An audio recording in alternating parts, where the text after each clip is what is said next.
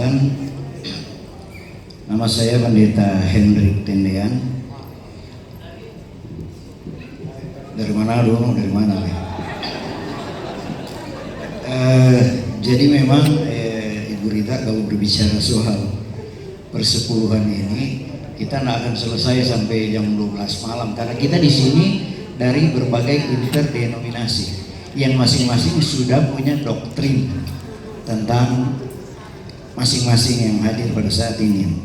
Cuma saya ingin menyampaikan bersyukur kepada Tuhan, GPDI sudah memasuki tahun ke 102 atau 103 Pak Rudi, 104 tahun kita, dan luar biasa goncangan soal ajaran persepuluhan di TikTok, di YouTube dan di mana-mana. Tapi sampai saat ini GPDI tetap ya eksis dengan ajaran itu karena juga mengambil dari firman Tuhan. Kira-kira seperti itu. Nah, saya akan kasih data satu saja yang diajarkan oleh petinggi GPDI Bapak Pendeta Hani Mandei. Dia sampaikan seperti ini, Maleakhi 3. Dia ambil di dalam ayat 6, bukan menakut-nakuti di ayat 10-nya, tapi di ayat 6. Bahwasanya aku Tuhan tidak berubah dan kamu Bani Yakub tidak akan lenyap. Artinya persepuluhan itu adalah perintah Tuhan yang tidak berubah. Itu dasar dari GPDI. Sebentar, saya tidak minta supaya ditanggapi, tapi hanya ingin menyampaikan inilah ya kami di GPDI, dan begitu banyak pengalaman jemaat-jemaat GPDI memberikan kesaksian mereka diberkati karena memberikan persepuluhan yang benar. Itu yang pertama. Yang kedua, Ibu Rita saya tidak kenal, tapi saya kenal melalui TikTok. Ya, apologet di TikTok selalu membicarakan Ibu Rita, bahkan mereka menggunakan referensi-referensi dari buku-buku. Bahkan ada yang mengatakan bagus ini bukunya Ibu Rita, dibeli. Nah, kira-kira seperti itu.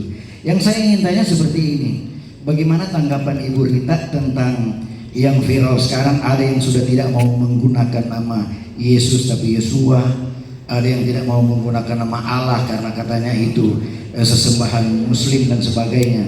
Saya percaya Ibu Rita sudah tahu ini. Nah, yang saya ingin tanya di sini, tanggapan dari Ibu Rita soal penyebutan nama-nama ini yang lagi viral ya pada saat ini, apalagi oleh apologet TikTok ya. Mereka mungkin cuma belajar di YouTube, tapi saya lihat Ibu Rita bukan cuma belajar di YouTube, tapi memang sekolahnya langsung ya, puji Tuhan. Itu yang kedua. Dan yang terakhir, kami gembala tentu memiliki jemaat yang sementara mempersiapkan jemaat menuju kesempurnaan untuk menjadi mempelai Kristus.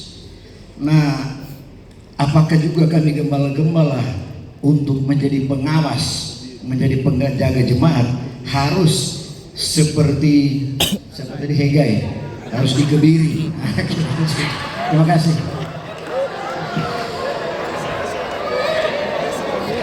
Terima kasih. Baik, saya bahas yang terakhir dulu ya, Hegai. Seperti Tuhan Yesus yang selalu memberikan pengajaran itu selalu dengan perumpamaan. Dan di sini juga Rasul Paulus mengumpamakan dirinya seperti Hegai. Aku mempertunangkan engkau, dan dia saking menghayati sebagai matchmaker tadi, dia seperti Hegai. Nah, tentu saja saya tidak menyuruh kita para gembala itu harus kasih, enggak ya. Bahkan dari cabang dari kekristenan yang menyuruh para imamnya selibat saja masih ada kasus skandal kan, ya kan? Jadi di sini bukan soal selibat atau tidaknya, bukan soal selibat atau tidaknya, tapi nilai filosofis yang kita ambil di situ apa? Tidak mengambil manisnya dari sang calon mempelai perempuan ini. Calon mempelai perempuan ini tidak boleh disentuh, diambil manisnya oleh gembala atau matchmakernya. Dia harus dipersembahkan secara sempurna untuk Kristus. Maka Rasul Paulus mengatakan, aku cemburui kamu dengan cemburu ilahi.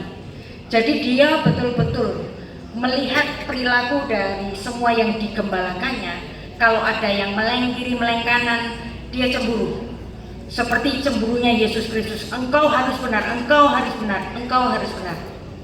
Jadi inilah cara dari Hegai ketika dia mendidik Ester untuk menjadi ratu di masa datang tanpa dia menyentuhnya.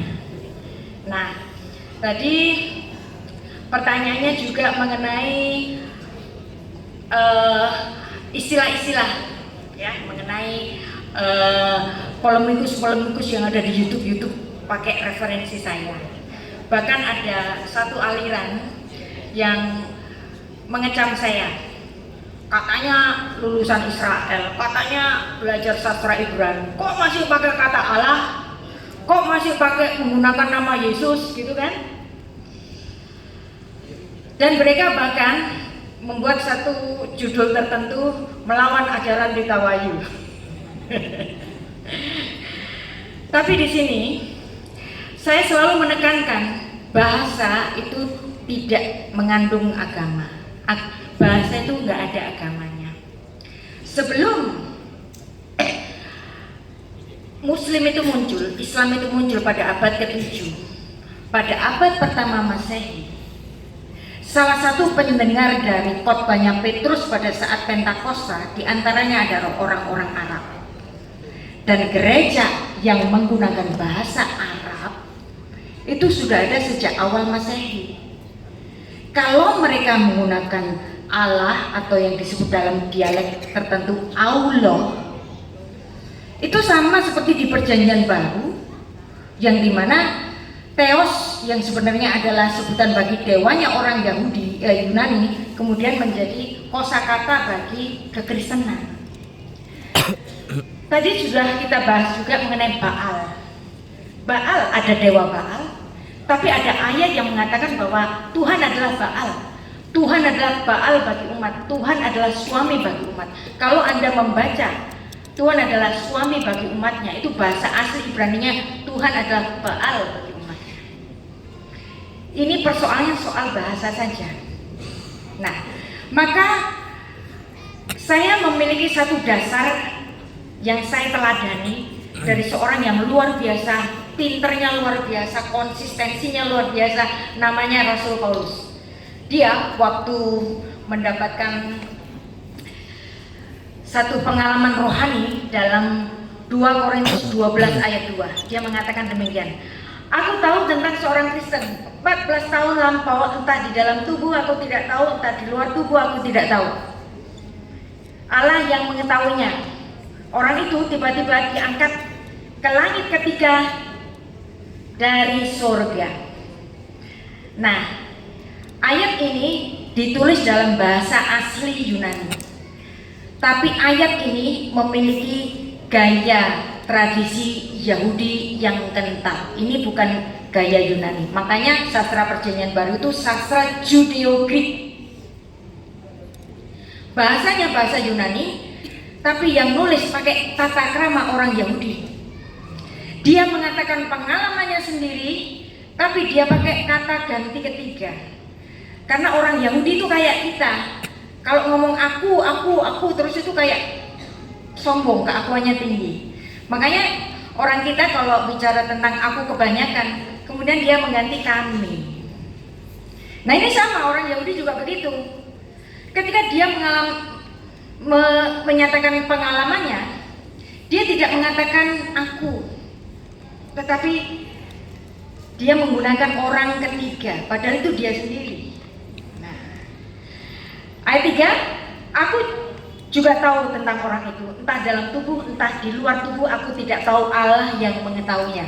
Nah ini berarti kan pengalaman roh yang diketahui persis oleh Rasul Paulus kan, berarti dia bercerita tentang dirinya sendiri. Nah, ayat 4 menarik. Ayat 4 menarik. Anda tahu siapa Rasul Paulus? Dia seorang sekolah terbaik, gurunya Rabban Gamaliel, cucunya Rabi Hillel, cicitnya Rabi Hillel, dan dia bangga sekali menyebut gurunya adalah Rabban Gamaliel. Dia seorang Yahudi dari suku Benyamin, dia menyebut dengan pasti. berarti dia bisa bahasa Ibrani sebagai bahasa liturgis saat itu, dia juga bisa bahasa Aram sebagai bahasa sehari-hari saat itu.